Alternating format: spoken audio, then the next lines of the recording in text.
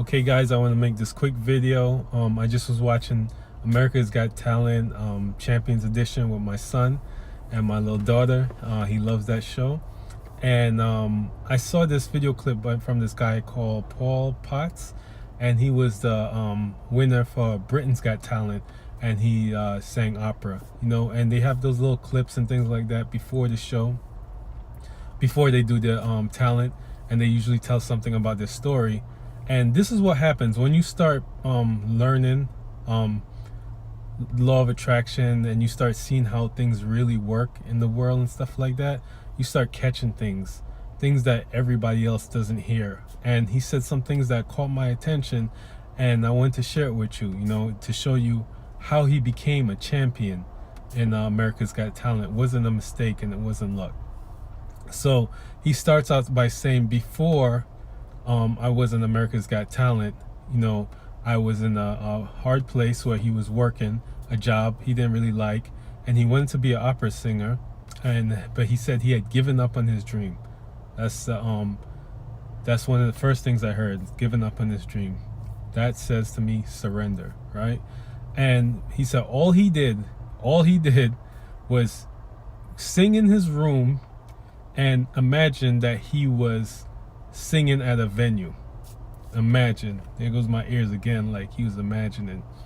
And then one day he went, and America's Got Talent was in town, and he was like, I'm gonna flip a coin, and if it hits heads, then I'm gonna go. And it hit heads, right?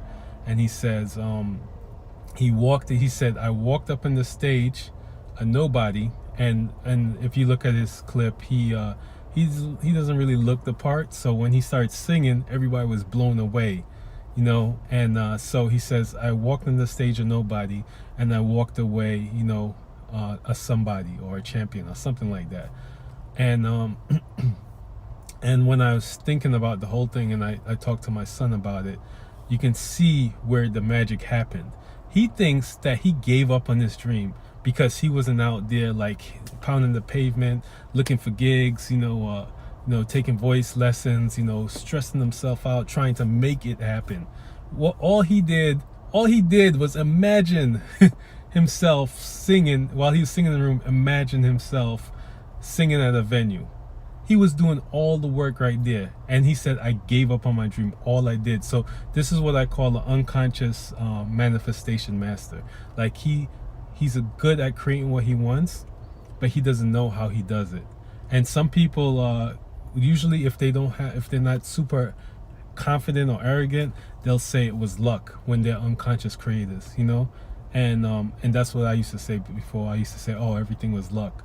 I didn't realize that all my daydreaming was creating things. My friends would be like, oh, that crazy things always happen to Mark, and I'd be like, man, I'm just lucky, because I didn't understand my daydreaming. Whereas other people would just, if it was too wild and they thought it would never happen, they're like, I'm not even gonna tease myself with that. I'm not even gonna think about it.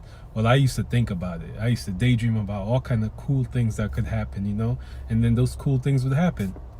And that's what he did. So the greatest thing about what he did, though, is when he says, I gave up on my dream. So he was visualizing and being and living as the dream he wanted, probably on a regular basis, but it was surrendered. He wasn't trying to make it happen, which is the key. And that's what I missed for a long time. And a lot of people that watch The Secret and read all the other law of attraction books and manifestation books, that you don't surrender the dream. You live in the moment. You live as if it's done, and then you surrender it to the universe, and you let the how happen.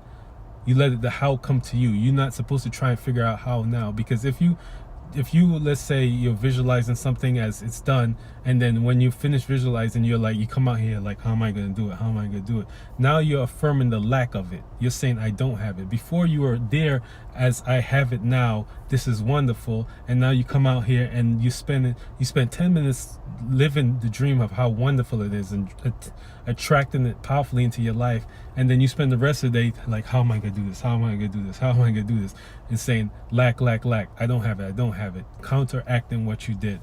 So since he surrendered, and he's like, oh, I'm not going to have my dream. I've gave up on that. All he was doing was putting out vibes very strong vibes of this is who I am, this is what I'm doing, you know, this is how my life is. And then he would let it go and live his life and do whatever he needed to do.